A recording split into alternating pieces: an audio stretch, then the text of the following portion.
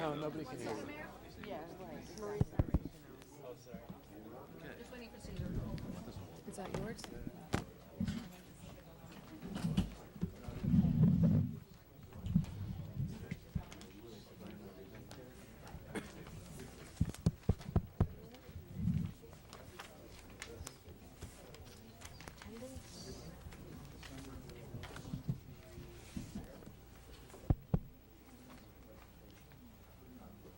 Okay, I'll turn it over to you after we do the first. Bob's got a clock.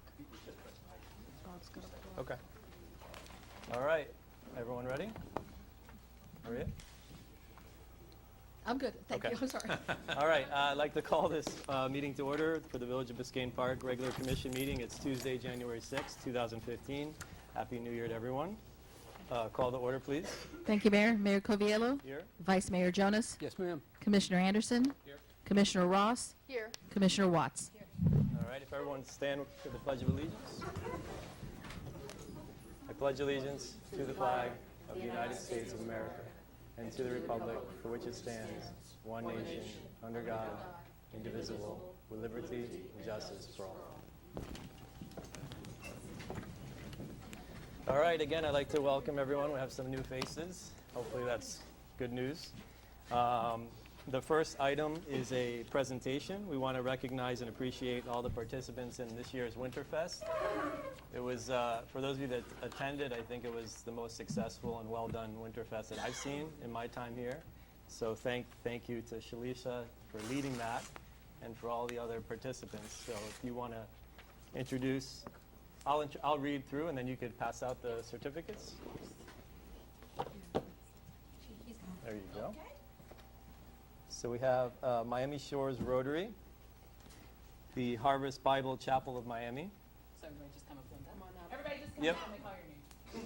the Miami-Dade Country Day School, Miami-Dade County Commissioner Sally Heyman, Mayor Richard Eder, Santa Claus, the Biscayne Park Foundation, the Public Art Advisory Board, Jose Andino, Lexus of North Miami, Joe Chow, Northeast Side Car Show, and Officer Anthony Delatorre and Chiquita, as well as the, wait. Chiquita. As well as the entire Biscayne Park Police Department. Chief. Chief. Thank you.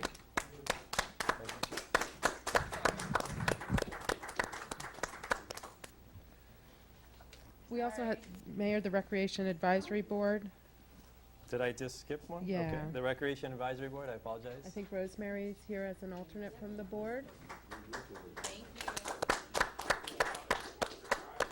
Supreme for the foundation. Lisa, thank you. Come Thank on. you so much. Come on. Rosie. Okay.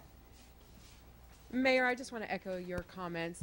Everyone who's been recognized, whether they're here tonight or not, volunteered their time to and their resources to make this a very successful event, and we really, really appreciate that. All right. Thank you all. Thank you. Great job, Shalisa.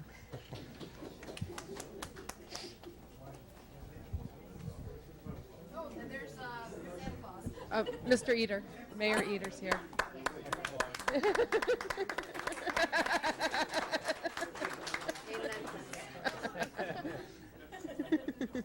Thank you, Santa.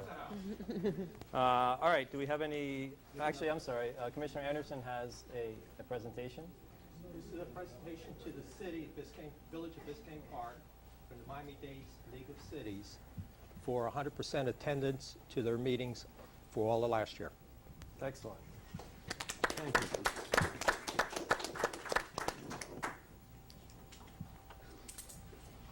I just want to take a moment to recognize, as many of you know, John's mom passed away, and on behalf of the village, we want to offer our condolences. We know that she was very well respected in the community, so we just want to offer our condolences. Thank you. Thank you all for all the support from the community. It was much appreciated from my family. Thanks so much. Sure. All right. Any additions, deletions, or withdrawals from the commission? No?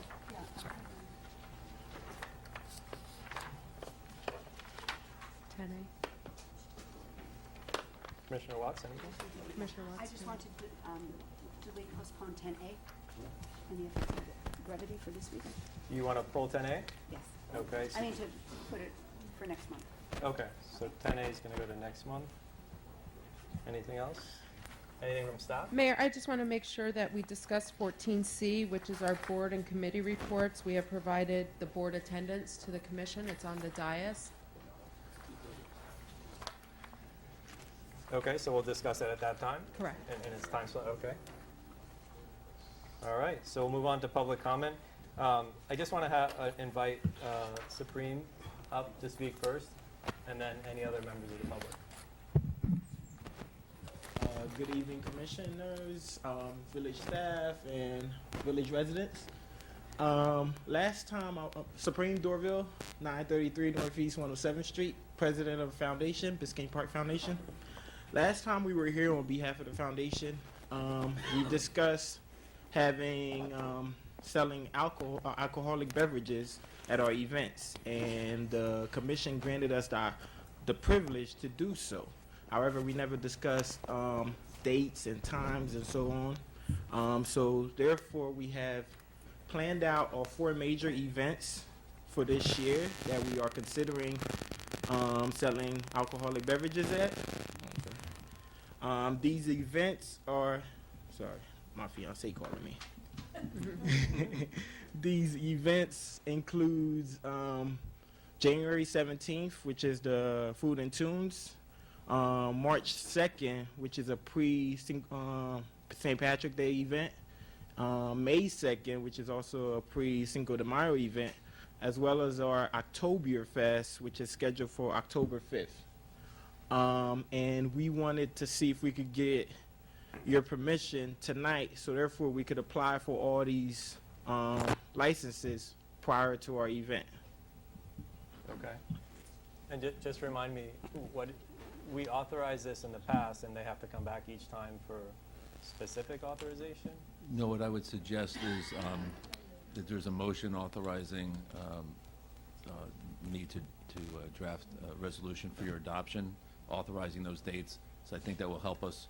We'll want to contact our insurance carrier, which is Florida League of Cities, FMIT, and see, we'll probably want to make sure that we're insured for that, and if not, get it whatever rider we need to protect the foundation as well, since they are, as we all know, a separate 501c3, but formed by the village. So we want to make sure they're covered and we're covered under that. So if there's a motion to approve those dates and authorizing my office to draft and the mayor to adopt by signature the same Okay, and resolution. you'll be able to accommodate them for January 17th?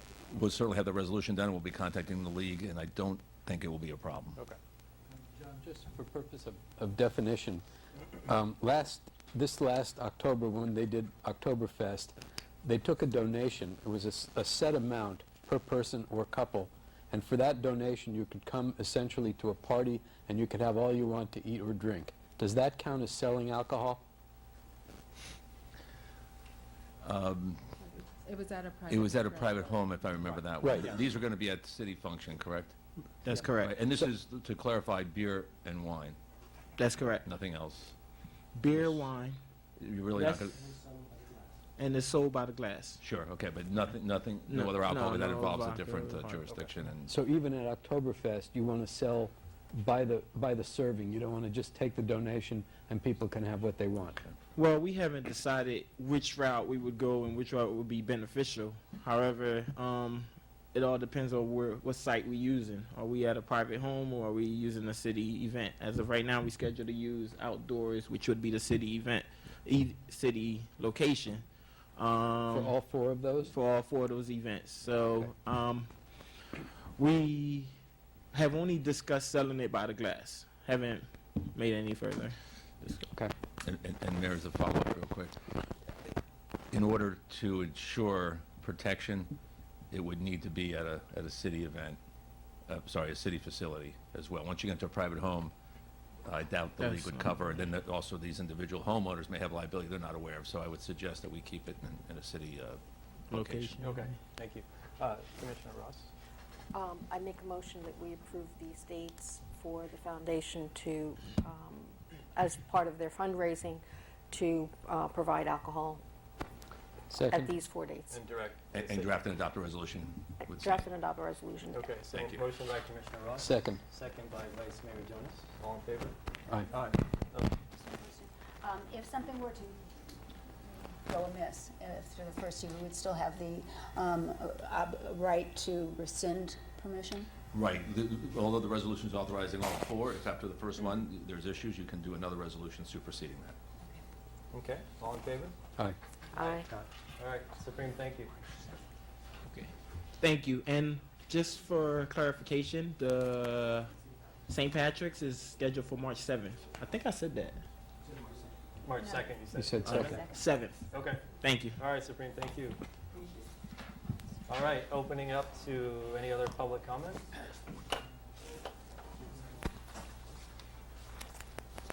Good evening and Happy New Year to everybody. Everyone is familiar with the Rosemary Weiss, 116th Street. Everyone is familiar with the events that took place prior to the parade at Winterfest, with the arrest of the bicycle thief by Officer Delatorre and his horse. I propose that we make an honorary position for the first ever horse patrol with General Chiquita in charge. I would also like to propose that we make an expansion to the plans of the new annex to accommodate a stable. And since we don't have hay in the village, we would need to increase the police budget to purchase hay and feed for General Chiquita. I already have 27 people lined up to take care of the care and feeding of the horse. Of course, this is all with Officer Delatorre's approval and the commission's approval. But I think she needs to have an honorary badge for the first horse patrol of Biscayne Park and the first horse patrol in Dade County. Congratulations to cavalry. Officer Delatorre. Rosemary, thank you.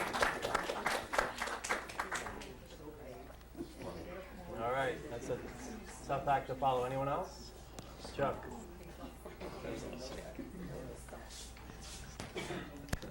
Chuck Ross, 11166 Griffin Boulevard. I want to say we had another Crime Watch meeting in in December, and we're going to have another one on January 28th here, 7 o'clock at the Rec Center. So the chief is very, very proactive in making sure that we do this every month. So I'm looking for people to come out and attend, and as I always ask, if anybody knows someone who's not on the Crime Watch list, let's try to get them on it. I'm over 650 people on the Crime Watch list now. So it's pretty good coverage for Biscayne Park. I was going to give you an update on the artwork, on the ball player. We've collected, according to the finance director, told me tonight, $2,800, plus there's another 400 and some odd dollars, say 450 I know is going to come in approximately, plus Fred and I are leaving $1,000 into the project. So we're well over getting the $6,000 paid for. We're approximately, let's call it $4,200 plus. So that's it. That's excellent, thank you. You're welcome. Thank you. Thank you, and also Commissioner Jonas, I know you spent weekends walking. Thank you. And harassing. Good evening and Happy New Year all. Milton Hunter, 646 Northeast 114th Street. 1 year ago, January, I stood up and wished everyone a new year and asked the commission to strive towards more efficiency in our operation to include these meetings, and that every minute and hour that we sit here, of course, we have legal expenses, etc. Not personal. So as a reminder, I was going to speak regarding the resolution that I think was pulled in that it's not Biscayne Park business, and that we should strive again to, as a refresher, to focus on Biscayne Park in our community above other pet projects, which may be an abusive position that does not affect our community. So with that, and as the clock is ticking, I will bow out. Thank you. Thank you. All right, anyone else?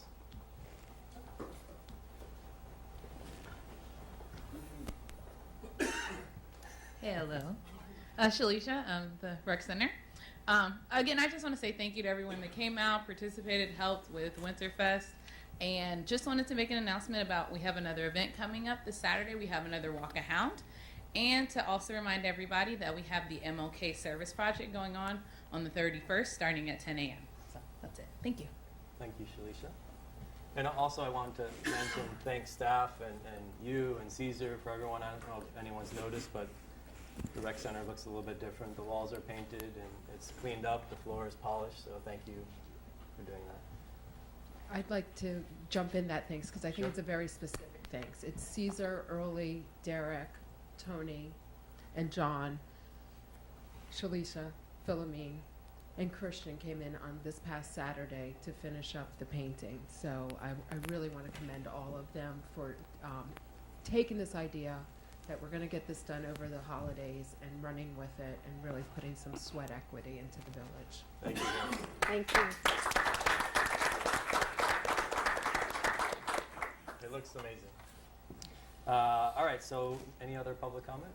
Seeing none, we'll move on to sanitation transition update, item 7A. Christian?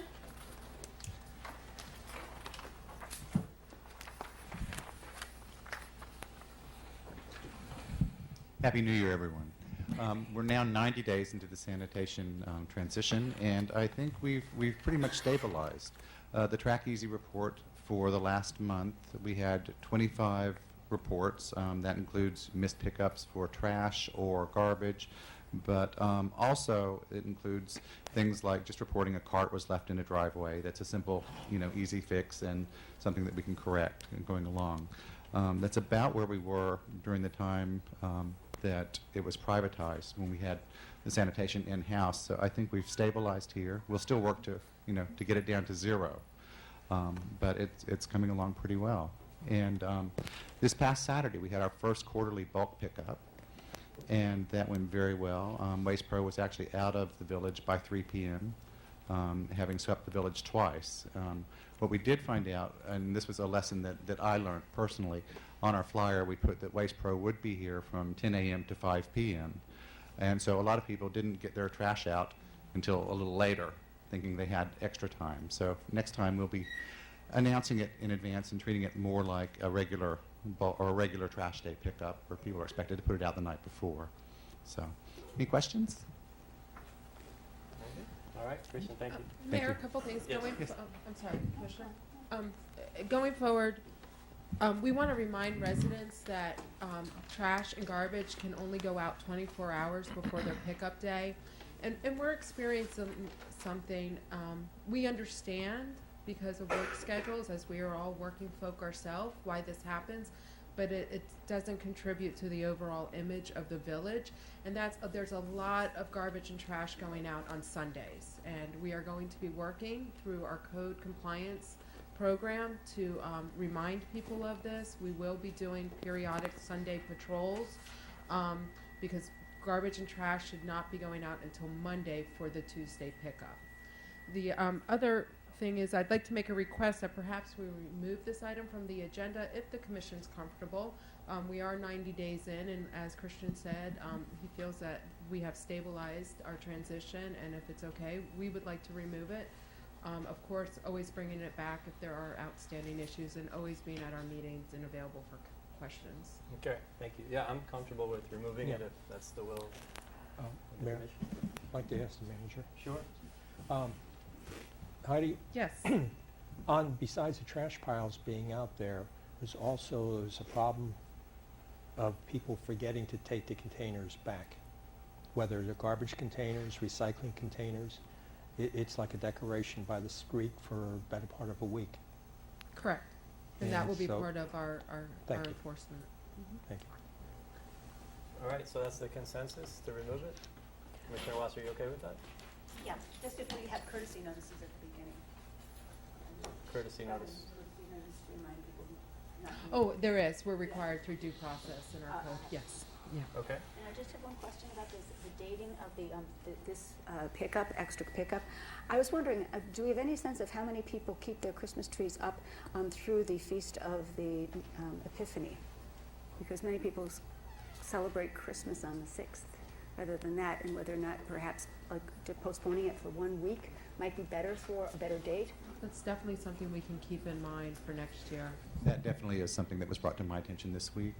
I was thinking the January, I believe it was January 3rd pickup would be in time.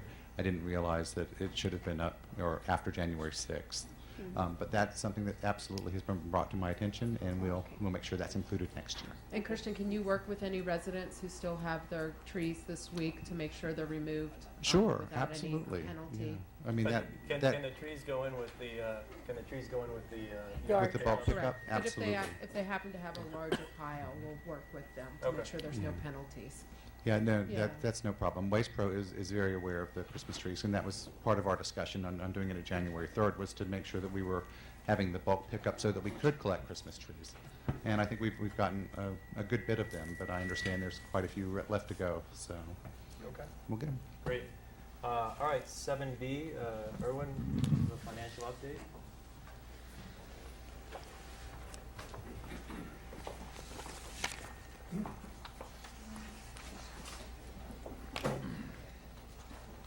Happy New Year to everybody. We're looking at the financials for the 2 months ended November 30th, 2014. First thing I want to point out is that at the end of November, we're 16.67% into the fiscal year. So when we look at the total revenues, you can see that total revenues year to date, we're at an average of about 19, or a little over the 16. That's because you'll notice that in the month of October, we didn't have any ad valorem that had come in, and you'll see at the end of November, there's 321,000, or about 25% of the ad valorem has been collected. And you'll see a much larger percentage when I present December's financial, where the bulk of the ad valorem does come in the month of December. And we'll see that next month. The expenditures are all in line. You'll notice that we spent 12.8% of the expenditures. We're at 16.6% into the year, so we're well under the 16% limit. We're not over on any of the departments. The general fund is looking pretty well in shape. So at the end of November, on total revenues of $489,385, we had expenditures of $319,032, and a surplus of revenues over expenditures of $173,553. If Maria, go to the next page, please, first. Okay. And what I wanted to show you is on the third page, just one page down. Okay. You'll notice that the $173,553 that I just showed you was the surplus. We can see that we had an opening fund balance at the end of the year of $637.72, plus $170,353, which is a year-to-date surplus, giving us a surplus of $801,125 as of November 30th. But remember, we get all our money up front, so, in the months of October, November, and December. That fund balance will come down as we have our expenditures every month, where the revenue is not flowing in the way it is in the first 3 months of the year. But as of the end of November, we have $801,125. You'll also notice that looking at our cash, we have a healthy cash balance with the operating account of $722,000, the CITT of $266,000, and approximately $35,000, which is sitting in the forfeiture account. If you would just go back one page, Maria. Looking at your second page, you will see that I noted 3 things for our special revenue funds. In the road fund, our expenditures were a little over the 16% at 19%, and most of that was due to capital acquisitions for a Tiger Cat and Leaf Vacuum, which is just a timing difference. We budgeted for it, but we spent it at the front during the first few months of the year rather than later in the year, so just a timing difference. Capital improvements, we really weren't over budget in capital improvements, but I just wanted to show you that we had spent $25,207 against the $1,150,000 on the capital improvements project as of the end of November. The sanitation fund, again, same as I reported during the month of October. Our expenditures are at 27%, and that's because of the recycling containers for the $84,716, which we paid up front in the month of October, which makes the percentages higher. Basically, that's it for through November the 30th. Are there any questions from anyone on the commission? Questions?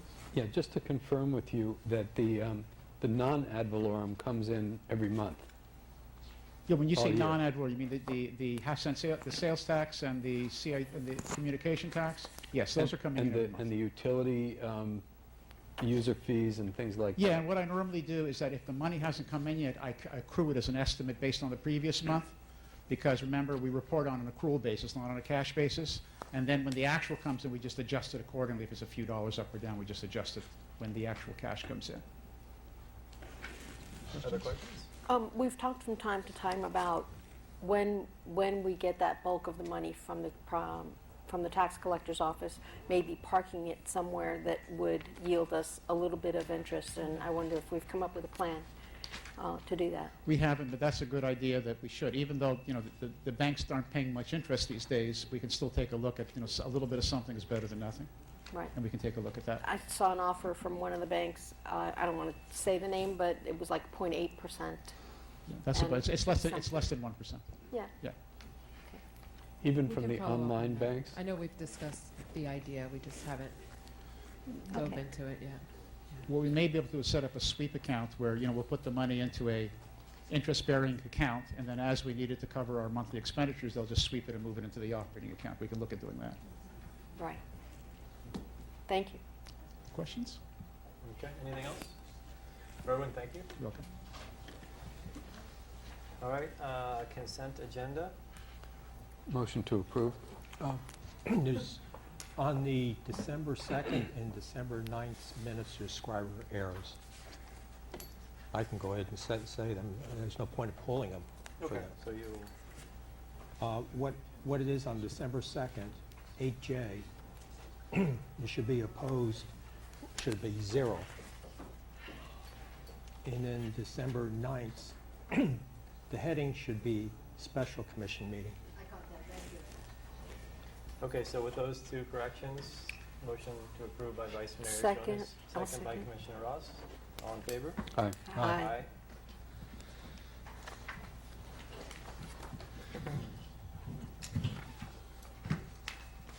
All right, moving on to 8C, Resolution 2015-01. It's under consent. That was That's consent. consent. Oh, I'm sorry. That was on, yeah. All right, and 10A was pulled. No old business, new business. Item 12A, summary of the village manager evaluations. How do you want to proceed with this?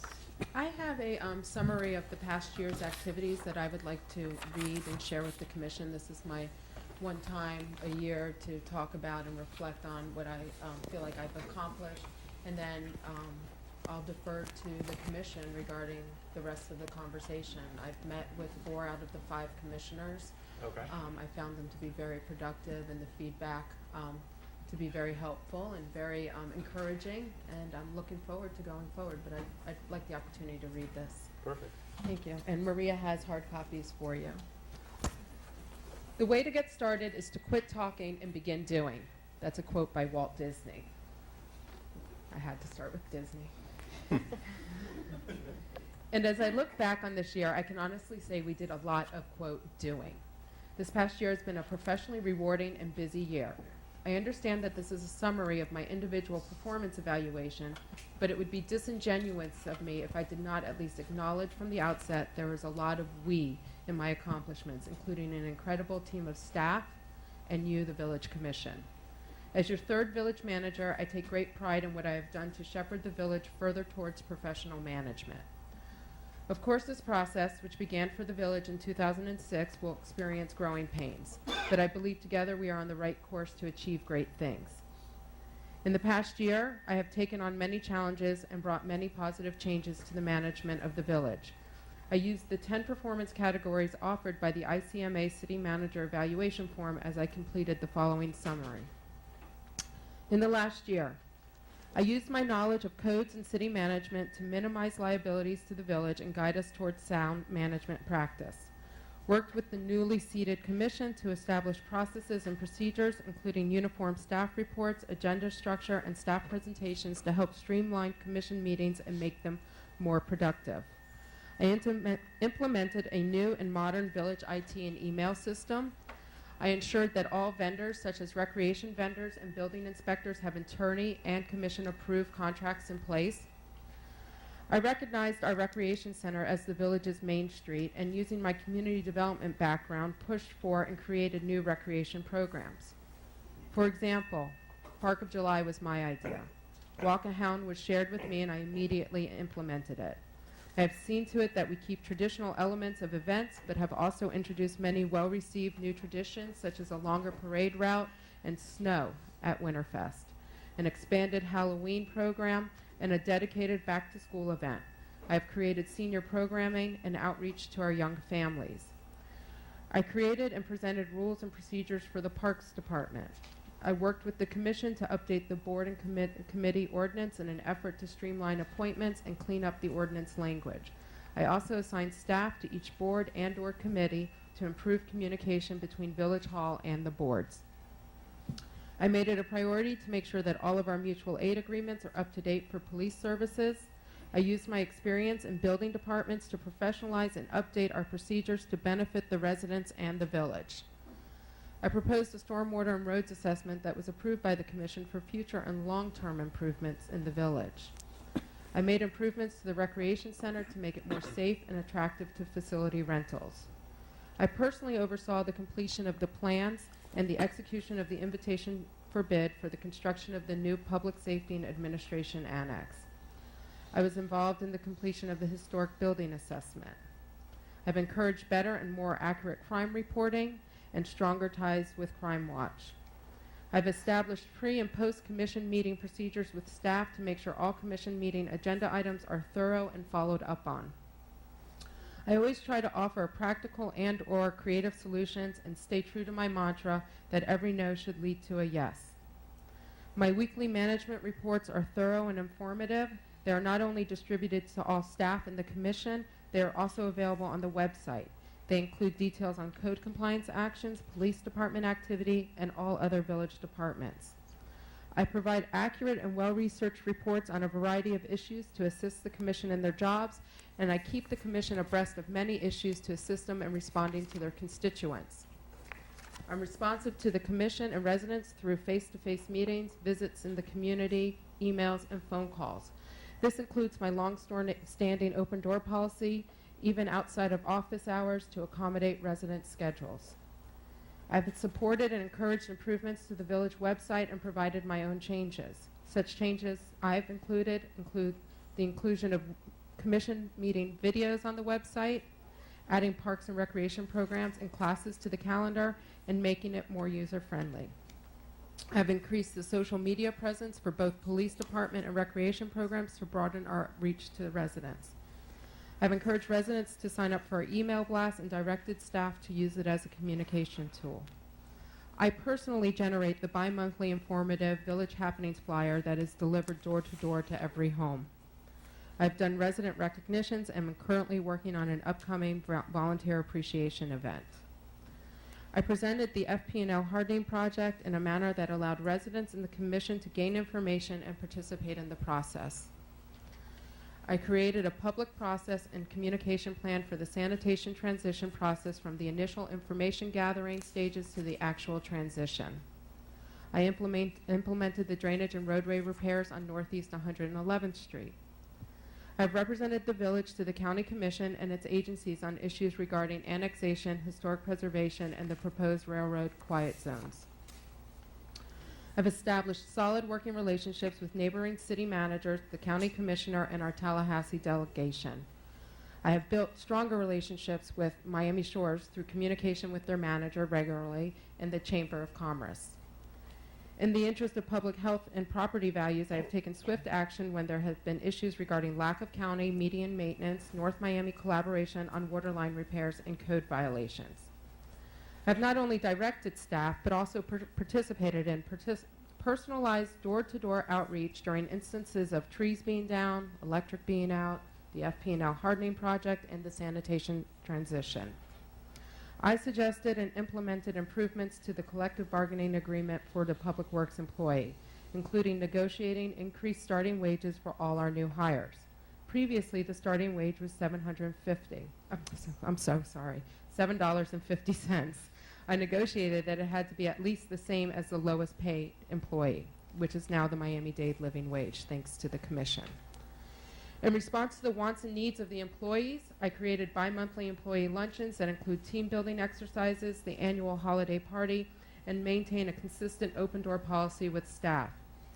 I took immediate action to professionally and sensitively address serious accusations in our police department in order to minimize the liability to the village. I used my media sensitivity to diffuse situations that could have created a liability for the village. I conducted a national and professional search for our new police chief. I also designed a process that allowed the employees, residents, commission, and my professional colleagues to contribute to the process. I started the practice of advertising vacant positions on appropriate professional networks to attract qualified applicants.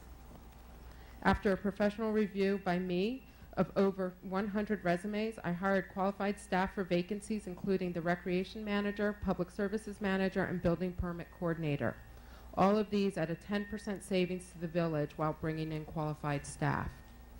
I have not only encouraged staff to pursue professional training, I have also sought out specific educational opportunities for individual staff members.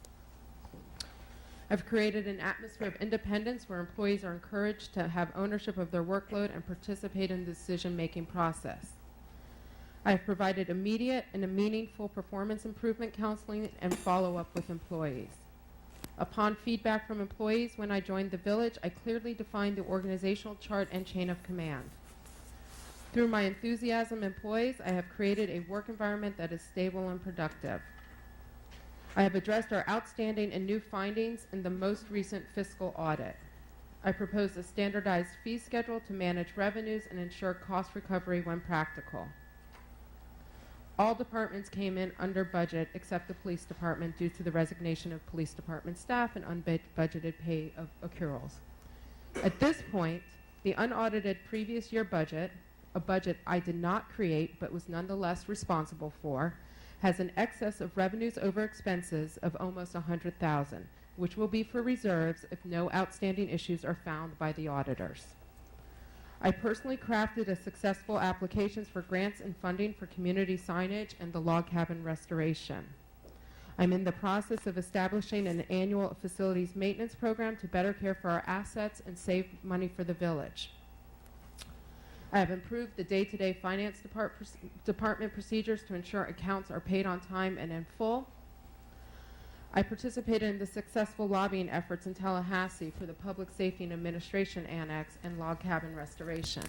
This included creating a professional presentation sheet, using professional contacts to set up some of our meetings in Tallahassee, and was responsive to the governor's office and our legislative delegation after our visit. My experience in government allows me to intuitively head off problems before they become large issues. I created collaborative relationships with the Village Commission and provided thorough briefings to all commissioners equally.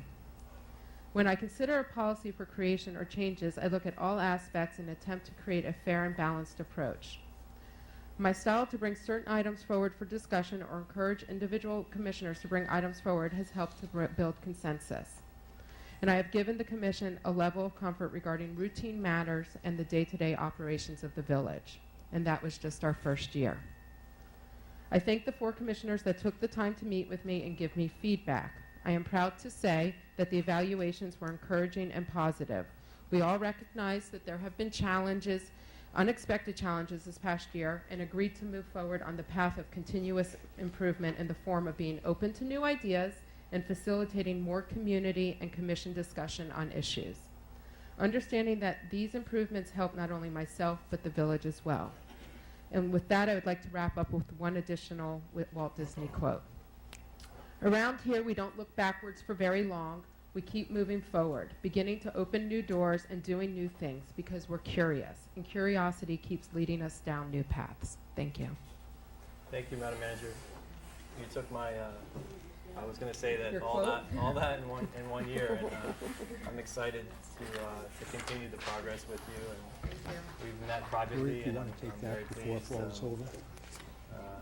You know, even constructive criticism during the review process, you took very well. And again, there was a lot on your plate this year, and I think you handled yourself with grace and professionalism, and I thank you. Thank you. I appreciate that. Other comments? You have a tremendous amount to be proud of, and we're very grateful to you. I wouldn't want to embarrass you by asking you if you think you have anything to work on, but I'm curious whether you think you do. without getting into? It was interesting. I think in all of our discussions, each of you asked me, and I think I shared as I went along with each of you, and I put that in my final comment. Each of you asked me to be more open to new ideas, that I often come to the table with the research done and ready to move forward, and just to sometimes put that pause button on and sit back and allow the commission to perhaps go in a different direction and be okay with it, but keep moving forward at the same time. And that is, look, you all have known me for over a year now. I'm an A-type personality. There's no lie on that, and that's a continuous challenge in my personal life, my professional life, my mothering life, all of my lives together, and I am going to keep working on it, and I think it's only going to benefit the village. Other comments? Other comments? I just want to add to you, and I'm glad we had that meeting and spoke very frankly to each other, and I enjoy that relationship that we have. I'm very confident in your abilities, and I'm happy that you've been with us for a full year. I look forward to working with you for another 4 years. Yeah, me too. Excellent. Any Thank other you. comments? Nothing? Well, Okay. Commissioner Watts? I didn't have anything prepared, so we spent the whole afternoon talking. We did. So anyway. And I loved it. So once I'm speechless, I hope that the coming year is a much stronger one for you, and that you become more comfortable and the Peak Village residents become more comfortable with you. I appreciate that. Thank you. All right. Let's move on to 12B, discussion of park use by non-residents. This is something that I wanted to bring forward as a sort of to start the discussion. I've had a number of residents come forward and speak to me about the use of the park, not just the basketball courts, but the overall use of the park by non-residents. And there's a notion that we as residents can't use the park because it's being so heavily used by non-residents.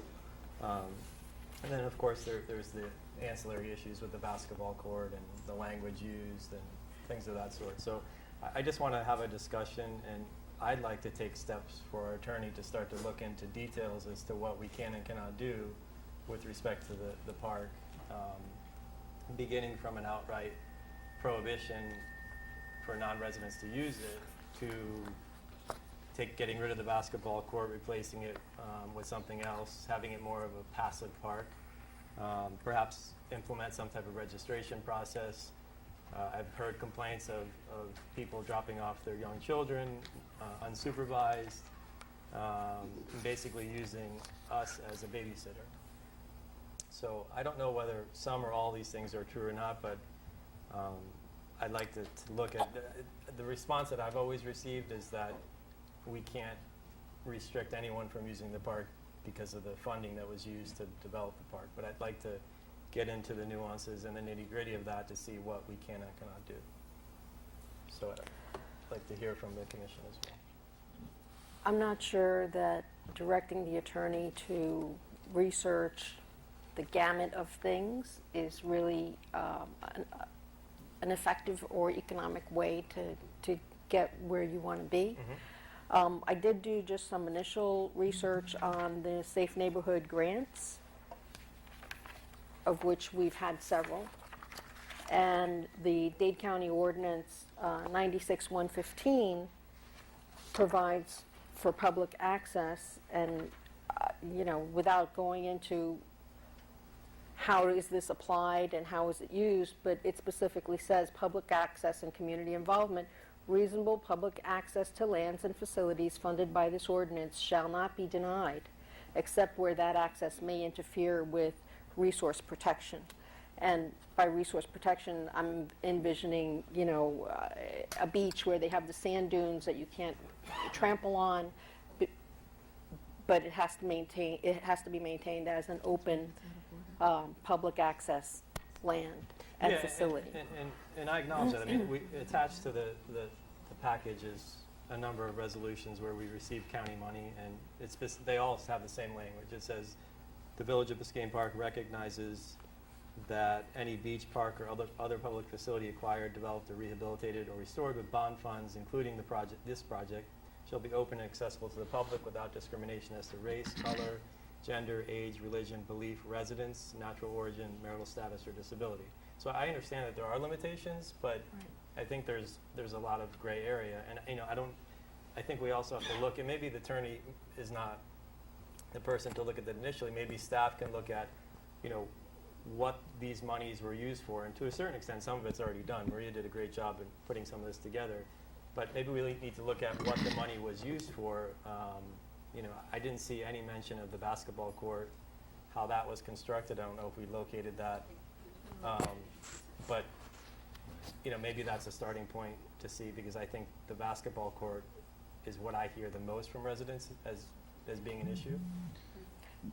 Yes. Mayor, briefly, the language that you quote is consistent with the language in the Safe Neighborhood Parks resolutions and agreement. So on its plain terms, I do think it's probably good for staff to go to staff to see how they interpret it, but on its plain terms, if you use funding for any park, then it refers to the whole facility. Mm-hmm. You can't discriminate based on, amongst other things, residents. Having said that, obviously, staff could probably go staff to see how they're interpreting it, one. And two, there is case law out there that does allow you to charge an additional amount of money to people who are not in your community for... Does not, or does? It does. Okay. And I don't think that would be affected, although it'd be good to get Miami Beach's opinion, Miami-Dade County's opinion, because we have at least 2 grants there. I don't think Maria found any federal grants, which I expected. I know the language is, we do have, we do have the HUD, and we haven't gotten that yet, so we'd have to look at that. And, if you want to have staff contact them directly, or me contact the county, if that doesn't work, I'll be happy to, but that's where, preliminarily, it's pretty stock and barrel on residents. As far as the prohibition or restriction, but I think there's other things less than that we could look at and perhaps do. With regard to federal money, I think the hardening project, maybe that was federal funds that helped us do that, and that would be this facility here. Correct. I don't know if it extends out to the exterior, but our recreation staff has been doing a really good job of setting up programming so that the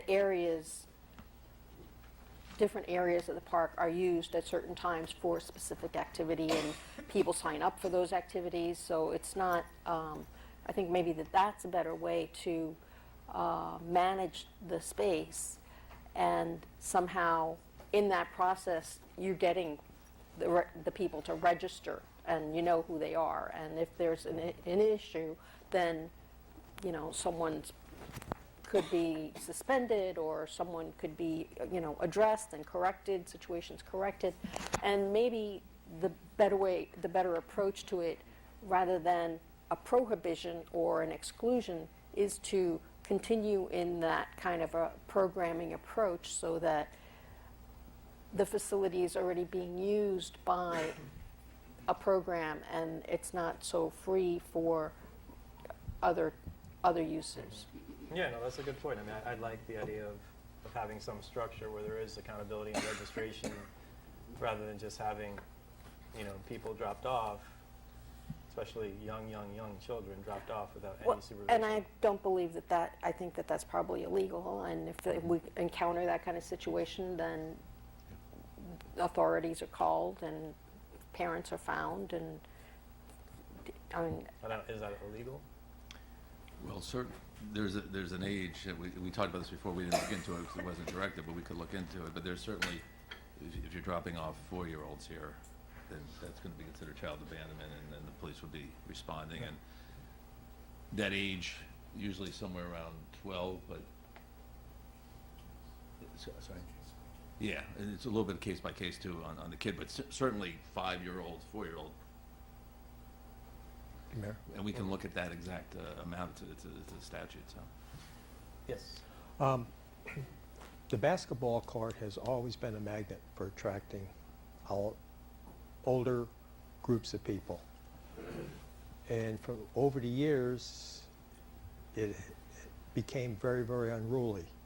And what was done was they put steering wheel locks for automobiles on the hoops. That almost eliminated mobs of people using everything here, because it stopped all of the friends and everybody else that doesn't live here from coming in and playing basketball. And when it was city-sponsored basketball things, they were taken off for that period of time. It was a quick and easy thing to do, except you had to have a ladder. I think we ought to look at doing something like that again. You'd be surprised at the difference it will make. Okay. Any other comments? I wonder if there's a way that we could monitor for a short period of time, the use of the basketball courts to find out who's using them and when, and what the problems are. I've heard complaints as well. And I've had neighbors say, well, why can't we just get the money together and give back the grant money we had so that we can control the park on our own? But I think if we knew when the problems are, we might think of scheduling events or a basketball league or something so as to fill that point in time. And I wonder, has there been a problem that you know of, the 4 or 5 year olds being left here by their parents? We've had, no.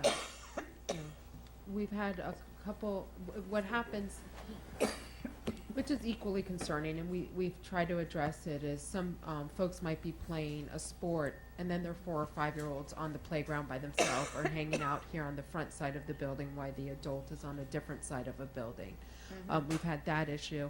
And then we did have some concern about some sibling groups where a young sibling was being watched by perhaps a young teen sibling. And we've done some, through Captain Harrison, some outreach to the families because there were other concerns we had. But because I don't know how many things have changed, but I was in charge of 3 children, 3, 5, and 7 when I was 12 years old.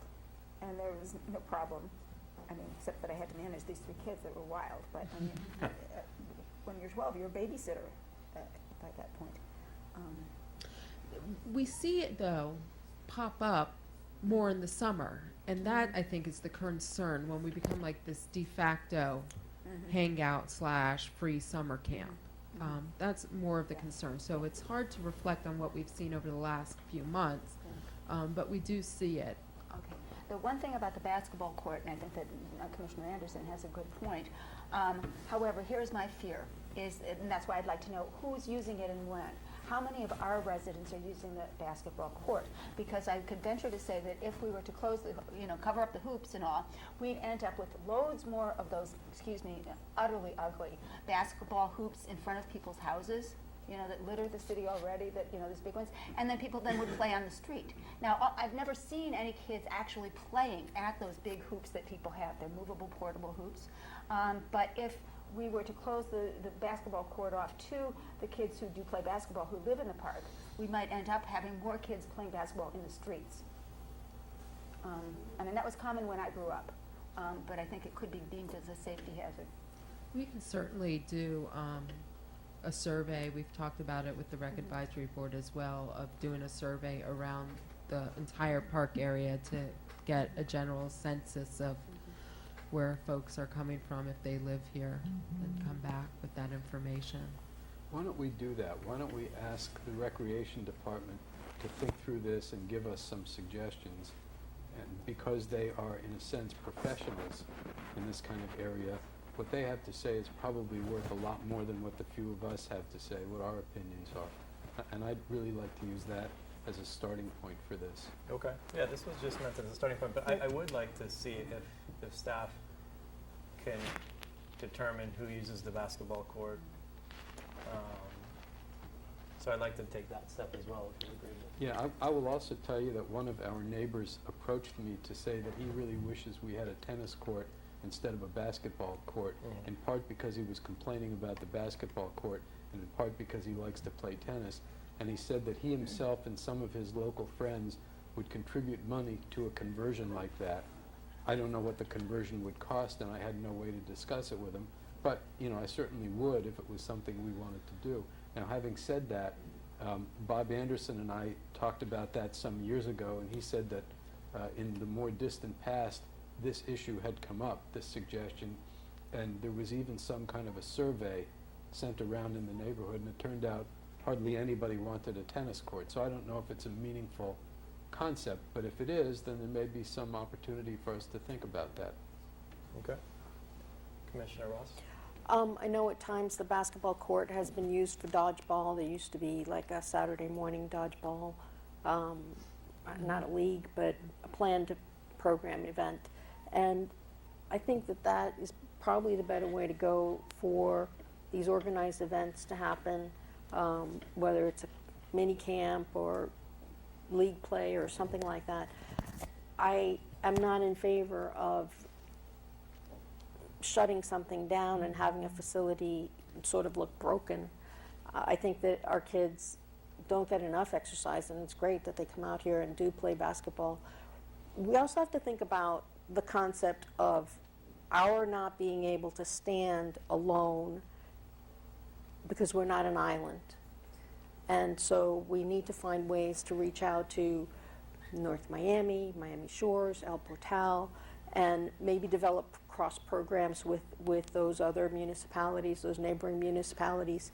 I know I've been to the, Dade County has this park summit that they do every 2 years, and their concept is to have a park near every child and near everyone. So you can walk there, have, whether it's a passive park or something that you engage other people in. And that is the concept of parks and being outdoors. I just don't want us to become that exclusionary place. People come here, whether they live here or they don't, they come here and they like the place, maybe they move here. And I like that open environment. Also think about if we get into a situation of requiring armbands or identifying who's a resident and who's not a resident, and how is that going to be implemented and managed with 2 full-time and 1 part-time staffer.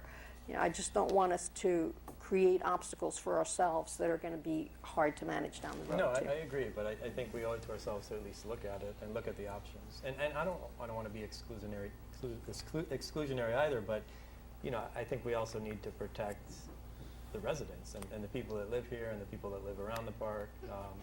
And if they're not using the park because non-residents are using the park, and families aren't able to go to the park with their children because of the fear of fighting or inappropriate language, then I think we owe it to ourselves to at least look at the options of what we can and cannot do. But I like Vice Mayor Jonas's suggestion to, turn this to the Parks and Recs folks and see if they can come up with some suggestions. And see if they think there's a problem, and if they do, what is the problem? Mm-hmm. And are you in agreement with determining who is using the basketball courts at this moment? If it matters. I don't know that it does, but if it does. If there's a problem, then yeah, I'd like to know who's using the courts. If there's no problem, then I don't care. Okay. Commissioner Anderson, are you in agreement? Yeah, completely in agreement, because I've heard from people that the basketball courts are used so heavily, their smaller kids don't have the availability to go over there and play. Okay.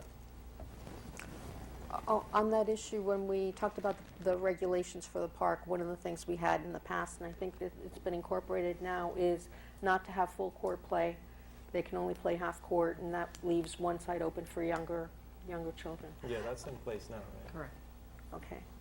But oftentimes you see basically 2 adult games going on, right, at one end. Commissioner Watts, are you in agreement? Do we have any hoops that are for junior sized? Like No. little league? Not that I know. No, I we mean, don't. that might be a thought, that at certain times of day to just say the court is reserved for people under 5 feet. All right, so why don't we turn it over to staff to take a look and come back. Okay? I do want to echo something that Commissioner Ross said, and that's that our staff has really stepped up and been actively monitoring and programming the park. And I've heard these discussions from residents as well. And often I'll ask, did this happen this week? And they'll say, no, I haven't been to the park for a while. So I want to encourage the residents who are here, who are watching, and the commissioners as well, to periodically come by around 4:30, 5 o'clock. If you see something, definitely let us know. But I want to believe that you're going to see some differences than you might have saw maybe 6 or 7 months ago. So I think it's important to notice that there have been changes as well. Yeah, no, I agree, and maybe that's the answer. We need to give this a little bit of time for the new rules and regulations to take effect to see if it continues to improve. All right, let's move on to 12C, discussion of the Public Art Fund. Vice Mayor Jonas. Yeah. The village has what could reasonably be called a public art program. It's a little small, but we have something. The program at the moment consists of 2 outdoor public sculptures that the village owns and 1 that it is in the process of acquiring. All 3 of them will have been acquired by the village because of private donations of village residents, or in some cases other people as well. And that is the program. Of the 3 sculptures we're talking about, all 3 of them have been accepted by a commission, and they've been 3 different commissions. So there's been some consistent interest in this across commissions. The first sculpture that was acquired cost $4,000, and it was contributed to by 6 people. So each person contributed an average of a little less than $700. The second sculpture that was acquired cost $5,000, and it was contributed to by 22 people. So each of the people contributed a little bit under $230. And for purpose of this discussion, essentially, not more than 1 person in a given household contributed. So we could be talking about 6 people or 6 households, or 22 people or 22 households. The third sculpture, the one that the village is in the process of being able to acquire now, cost $6,000. At this moment, approximately 80 people or 80 households have contributed, and we're about 2/3 of the way there to collecting enough money. So if we are on a similar track to where we'll be at the end, then approximately 120 people or 120 households will contribute, and the average contribution there will be about $50 per house.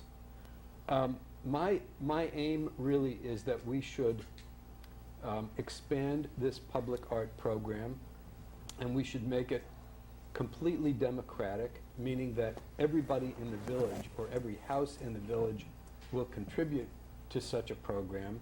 And I have chosen as a number for purpose of illustration $8 per house per year as a contribution to a Biscayne Park public art program that will have an opportunity to acquire public art every year for as long as it wants to do that. $8 per house per year at this point amounts to approximately $10,000 per year. That creates a fairly nice opportunity in terms of what's available with respect to public art and the costs of things. Obviously, nothing very dramatic or extravagant will be purchased for $10,000, but the $10,000 don't have to be spent every year. It could be saved up for 2 or 3 years, and then it's $20,000 or $30,000, and it's a different kind of purchase. So my proposal is that we find some way to raise about $8 per house per year. There are basically 2 ways to do it. One is by a special assessment, which can be somewhat complicated because of the rules of special assessments, might not even be possible. And the other way is to earmark that amount of money, let's call it $10,000, out of the general budget, and we would adjust the millage rate of taxation to account for that. So for example, and I haven't calculated this, but for For example, if we use the current budget, instead of charging a millage of 9.7 mils, we might charge a millage of, let's say, maybe 9.72 mils or something like that. It's a tiny amount. It amounts to $8 per house. So whatever that does to the millage, but it's very, very minor. So that's my proposal. Okay. Comments? I think our millage is as high as it needs to go down. Also, too, we're working very hard. Fred's been working very hard with Chuck of trying to get people to donate. You're working your way there, but it's a battle. And basically, what it's saying is the citizens of Biscayne Park, a small percentage of those people appreciate it and willing to pay for it. A big percentage doesn't seem like there's an interest in there. And to be putting it on to everybody who, I just don't see how that's benefiting each property in the park. And I think we have other things that are more pressing. We're looking at possibly putting a road fund forward, taxing on that. We're looking at a drainage one. I think we need to step back, slow down on some of this stuff until we can get our house in order. Also, too, we're having construction work done. It appears to be a shortfall, and that's going to have to be coming out of the budget, too. Okay. Other comments? I agree with Commissioner Anderson. I could go on. Commissioner Ross? Are you done? Yep. Commissioner Ross? I think it's important that we engage in this discussion because there is a value to, just like landscaping, there's value to the art, public art. And it is an enhancement to the community. I think that it does help boost property values when you have nice medians, when you have nice parks that people like to go to. Not sure about setting aside a certain, tax for art, although I have encouraged doing that same type of thing with the police assessment. And perhaps what we should do is when we're going through the budget cycle in the summer, figure out how much we could set aside for, say, matching funds that the boards or the commissioners or private residents can go about trying to raise by donation, and then the village would somehow help acquire some public art through some matching funds. And that would be my suggestion, is we talk about it in the summer and try to set aside a couple of $1,000s for that purpose. Okay. Chuck, do you want to say something? Yeah. I wanted to shed a little light, and I hate to disagree with Commissioner Anderson, but what I found in talking to people, when Fred and me, when we went out, and we've been out on 3 weekends now, the vast majority of the people that we spoke to actually were very ready to contribute. I was surprised. Sometimes it took a little explanation of what happened here, but they were. I was genuinely surprised. So there were some people that said that they didn't like it, but there were maybe like 4, and we must have talked to about 80 people, something like that. So there were, and of the 4, the chief complaint of 2 of them was it wasn't big enough. It turned out it wasn't that they didn't like the piece, it's that they said the piece wasn't big enough. And then I explained to them, well, we couldn't afford a bigger piece because that piece that, I have a brochure that I show them of the artist. That piece you're looking at, well, that was $25,000. And we couldn't do that number. So, and then so as it turned out, there were very few people who were against the idea. They all wanted to contribute. And some of them gave as little as $5, and some gave as much as $250. And I meant to thank David tonight, because David made it offered to contribute money to the sculpture as well, so thank you, David. Yeah. I'm sorry, that's No, it. Thank you. My opinion is, I applaud both of you guys. You've done a tremendous amount of work for this, and I think it has benefited the village. And I think down the road, maybe we pursue this, but I think the status quo of sort of doing it as a voluntary thing and raising money that people don't want to donate, I think that's fine. I think forcing it on people is not the right thing to do at this moment, because I think there's too many, look at our landscaping, look at our medians. I mean, to me, the artwork is sort of, once you have everything, the foundation established, then add the artwork. It's sort of icing on the cake. But I think we need to work so much on the foundation still, and there's a lot of work to do with that, that I think this is sort of down the road. That's my opinion. Janie Anderson, Living Place, 119th Street. I'd like to remind everybody of a little history from a year and a half ago when the mural was first discussed on the racquetball court. I don't know anybody that wasn't supportive of the concept.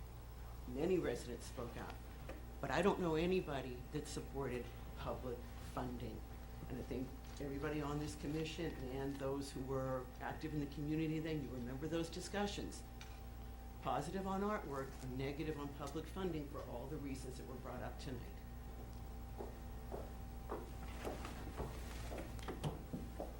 Hi, Susan Weiss, 116th Street. I'm against this idea of charging people for art, and it's interesting that the commissioner used the word democratic. I'm concerned about how the art is selected, and who decides, and where is it placed. So there's a lot of things that need to be discussed before we even talk about how to pay for it. So I just want to put these things out. I just want to also put out to everybody that we should try and encourage local artists, not go somewhere else to find artists from someplace else. Plus, why do we even need to own art? And Commissioner Ross brought this to my attention that Miami Shores doesn't own any sculpture. They have temporary installations. So these are a few things that I'd like to bring before you. Thank you. Okay, thank you. Commissioner Ross? There are cities that create funds to purchase art. I'm not sure that it was me, that you had the conversation with me about Miami Beach, because I don't know about that. You said But Miami Shores does not own any of its own art. They borrow it. They have temporary Miami Shores. I know of one piece that is there on loan, but I don't know if they own the rest of them. But there are cities that do, usually through their permitting process, there's certain funds that are earmarked for the purchase of art. I know the county does it. In fact, I think that we have some money with the county from the Public Works building. We should talk about following up on that. So, it's not unheard of that a city would build a fund to purchase art. It happens many places. Mayor? Agreed, but I think cities that maybe have excess money, that's sort of a luxury. I think we're not there yet, but that's my. Yeah, and also we have to remember too that, and being an art historian and someone in the arts, I have mixed feelings about all of this, but most of public art, much of public art is mediocre because it is democratically chosen. And just keep that in mind, and I won't comment, as you all know, what I think about the art that has been chosen for this place and how it's been plopped down. I have little respect for the choices that have been made. But I think that art is always going to be controversial, and if it's public funds, people are going to say, I don't want my money going to that.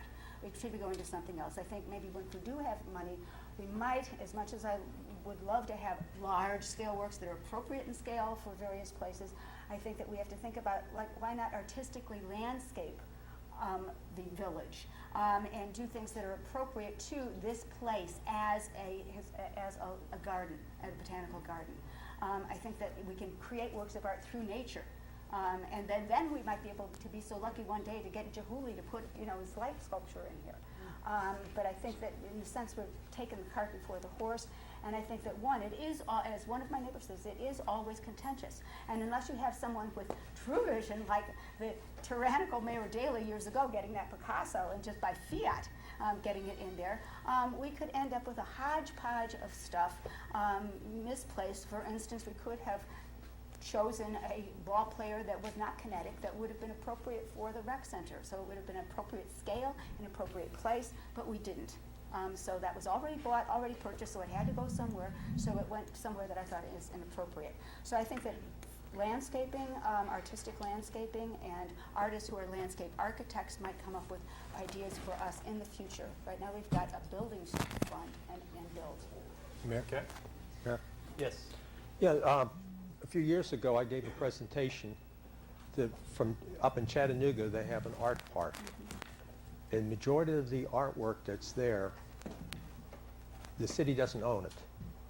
They supply the slabs of concrete. Different artists or studios put up the artwork there with a plaque on them of what it costs. So it's an advertisement for these different studios. So, and there's a lot of them on this one location. It's a complete art park. We're fortunate enough that we happen to have a park where we have 2 sculptures now that's heavily traveled on the road. That would be an ideal thing. We don't have to buy any of the sculptures, and they will be changed all the time as the artists or the studios move things in and out. It's a way of having artwork without burden the taxpayers. Dave? Yes. Final comment? No comments. No, me. Sure. Yeah. First of all, I want to underline what Barbara Watts said, and I think she's very, very right about it, that there is no such situation that is not contentious. They are always contentious. And if we will wait patiently until we find an opportunity that's not contentious, we ought not to hold our breaths. The other thing is that I am more than delighted to have somebody find a local artist or some other artist or someone to loan us things, and frankly, it will be a considerable relief to me if Susan or Bob or Barbara or anybody wants to go out and find those people. That'll be just wonderful, and I will sit back and I will wait and I will appreciate whatever they do for us. All right. Rosemary, quickly. Rosemary Weiss at 116th Street, and I'm going to be contentious. I can see lovely pieces of artwork scattered all around the village in all manner of shapes and sizes, sitting alongside streets that need to be repaired, lighting that needs to be installed at this particular recreation park, a sound system that needs to be worked on, other things that are more important, things we need, not things that we want. I do not approve of public funding. And you're nickel and diming these people. Tax this, tax that. We are the highest tax in the county. How much more you want to tax us before we all move out?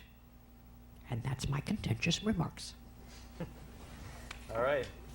On that note, I think we'll move on to 12B. This is attendance at the annual installation gala for the Miami-Dade County League of Cities.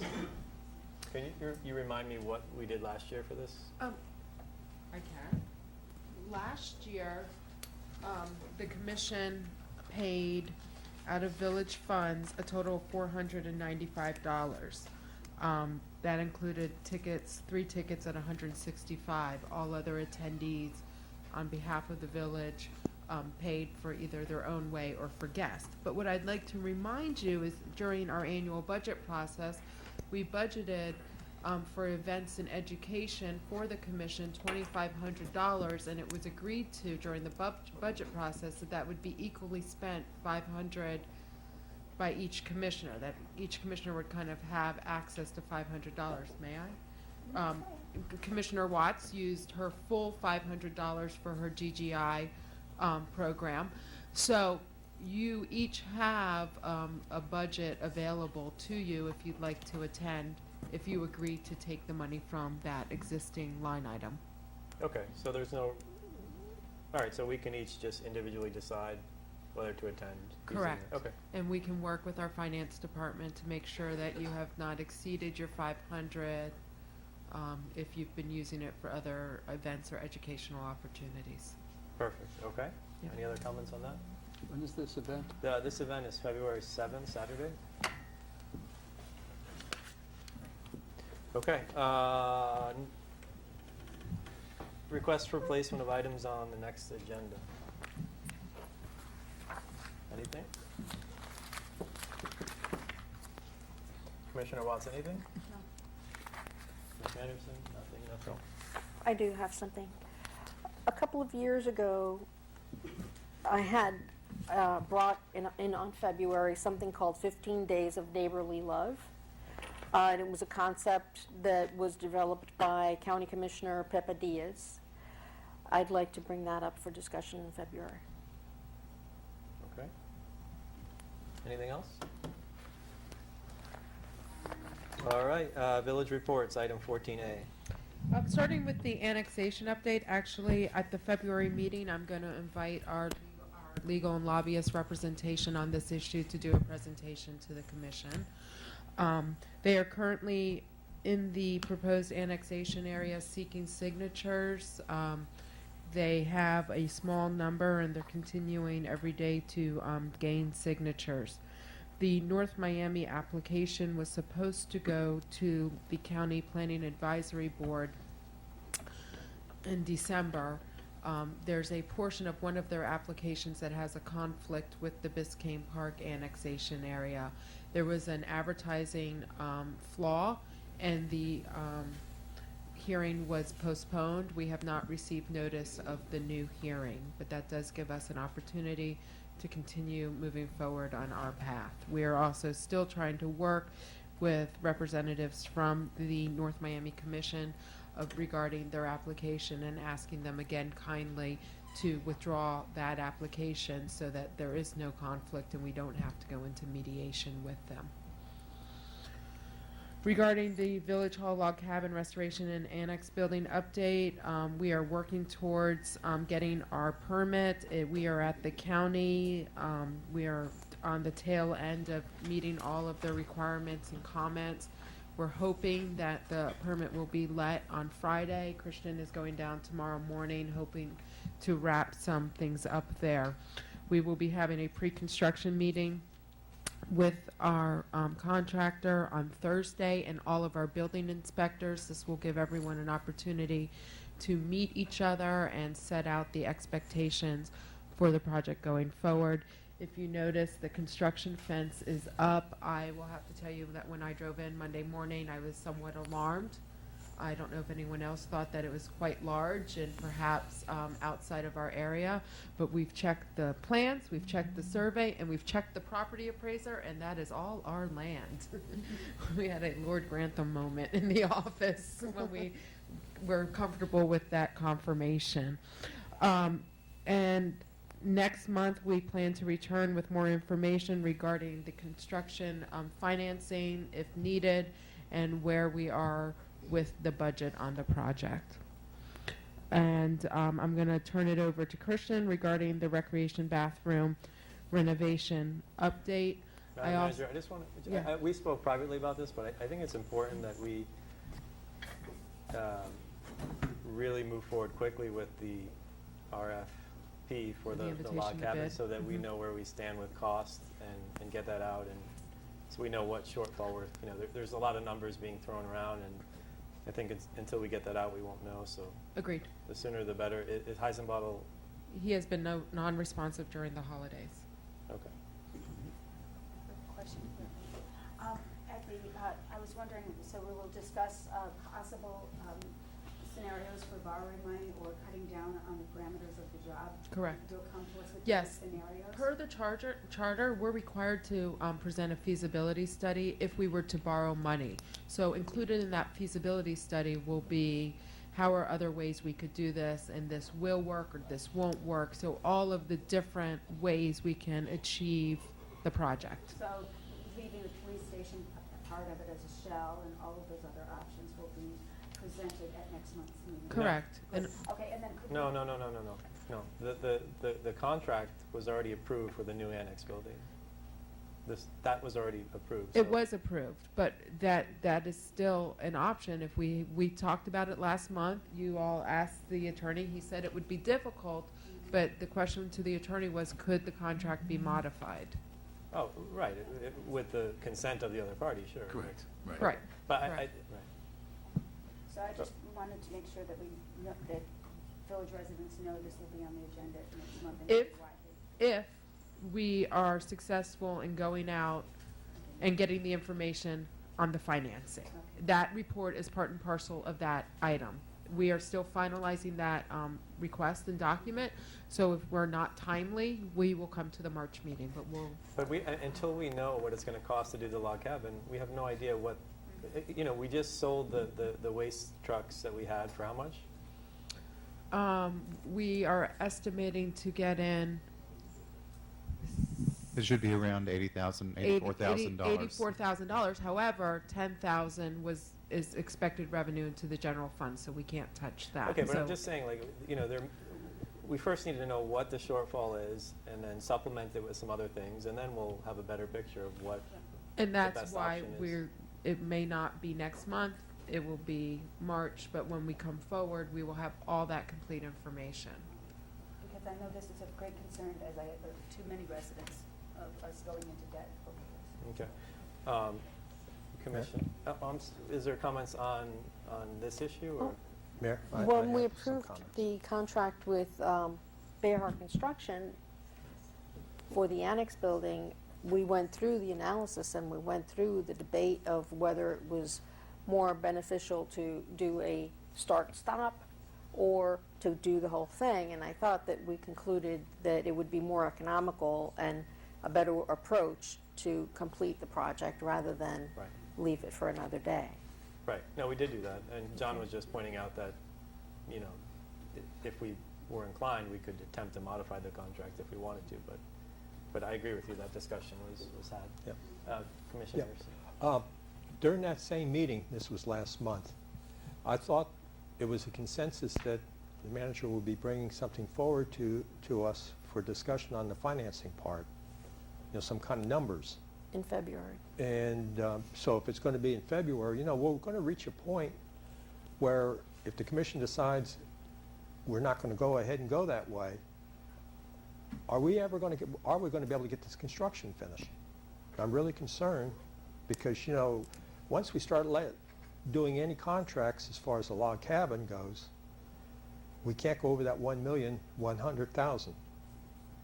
And if we find out that as we're going down the road, we definitely need to borrow money, and we haven't set up anything, and maybe the commission decides, what is being presented to us at that time, we don't want to do that. It leaves us where? So I'm concerned that we're stretching this thing out a little bit too long of figuring out what are we going to do with financing, and what is it going to cost? Commissioner Jonas, anything? But it's clear that we're not going to bring forward a construction contract for the log cabin until we have financing in place. We're not going to enter into a contract that we cannot financially cover. Right, but I guess Commissioner Anderson is saying, when is information going to be presented? When we have the information back from the banks, and we're hoping at the February meeting. Okay. If we don't have it and timely enough for the February meeting, it will be the March meeting. If we have concerns regarding the timeline, maybe we'll call a special meeting. Okay. We're working on the document that's supposed to go to the bank. It's usually, you ask for a response within 10 days, so we'll see how it goes. Okay. You ought to talk to the League of Cities, too. They used to have a program for borrowing for small cities. Okay, good idea. Christian? Those ever being repaired bathrooms.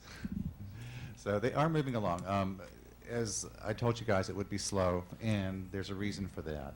We wanted to take down the existing sheetrock down to the walls and see what was behind it, because we anticipated there were some problems there. We've confirmed that. We found termite damage. The rec center was tinted over the holidays.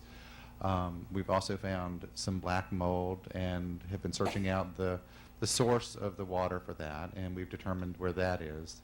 It's coming in through the planter at the corner of the building by the ladies' bathroom, as well as from the side. So we'll be digging that planter out and trenching and making that watertight so that we can, really get the building sound.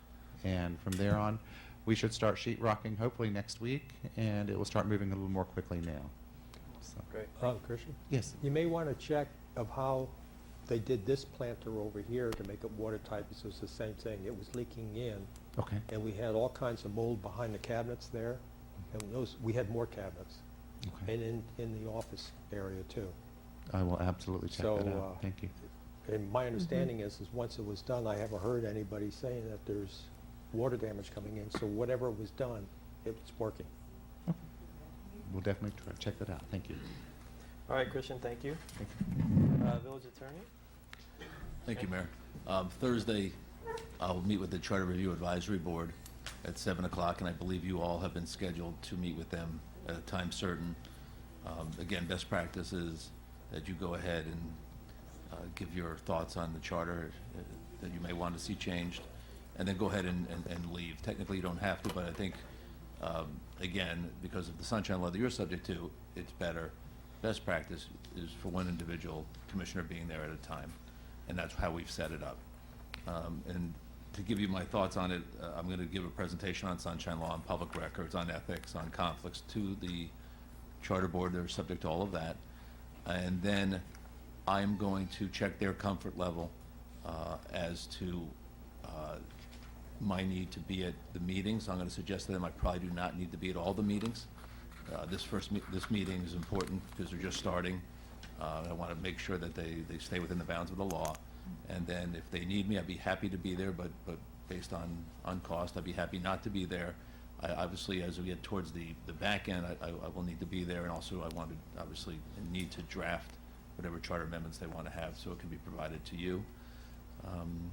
But looking forward to working with them, and again, I'll check their temperature on what they need. They can also simply email me after meetings or before meetings on any issues they have, and I can respond to their chair about that too. So I'm looking to keep the costs down, but making sure that they have the counsel that they need. Okay. Thank you. Thank you. Board and committee reports, 14C. Mayor, we've provided you with the attendance log for the boards. We do this periodically. It was brought to our attention by a member of the Parks and Parkways Board that there had been a member of the board that had not been in attendance for a number of meetings. We do not have a current open application for that board. We don't have an application pending for that board. If we do, we'll bring it forward. We also want to remind the commissioners as well as the residents that board appointments will be taking place in March. So if people are interested in joining boards or staying on boards per our new ordinance, they need to submit an application, and that was also included in the recent Village Happenings newsletter that went out. So existing members need to resubmit? Yes. Correct. You'll send individual emails to the board meeting? Okay. As we did last year. And Okay, all great. staff liaisons will bring it forward to the meetings. Okay. Anything else? That's it. Commissioner comments? Anything? I don't know if it's the shiny new floor, but I'm excited. I think this was a good meeting, and I'm excited about the new year. So can I see some smiles in the audience? I think we had a great year, and I look forward. I'm energized for this coming year, so thank you. Anything else? Announcements. It's a long list. Thank you, Mayor. Wednesday, January 7th is the Code Review Board at 7 p.m. Thursday, January 8th is the Charter Review Advisory Board at 7 p.m. Saturday, January 10th is the Walk-A-Hound Lose-A-Pound at 9 a.m. and we'll be meeting at Village Hall. Tuesday, January 13th is the Code Compliance Board at 7 p.m. Wednesday, January 14th is the Public Art Advisory Board at 6 p.m. Thursday, January 15th is the Community and Board Workshop on proposed Chapter 5 changes at 6:30 p.m. Saturday, January 17th is Food and Tunes starting at 6:30 p.m. Monday, January 19th, all village departments are closed in observance of Martin Luther King Day. Tuesday, January 20th, Ecology Board at 6:30 p.m. Tuesday, January 20th is Planning and Zoning Board at 6:30 p.m. Wednesday, January 21st, Parks and Parkway Advisory Board at 6 p.m. Wednesday, January 21st, Code Review Board at 7 p.m. Thursday, January 22nd is the Charter Review Advisory Board at 7 p.m. Tuesday, January 27th, Recreation Advisory Board at 7 p.m. Wednesday, January 28th, Crime Watch meeting at 7 p.m. Saturday, January 31st is the MLK Day of Service at 10 a.m. And Monday, February 2nd is the Planning and Zoning Board at 6:30 p.m. Our next regular commission meeting is Tuesday, February 3rd at 7 p.m. All Make right, a thank you, motion to Madam Clerk. adjourn.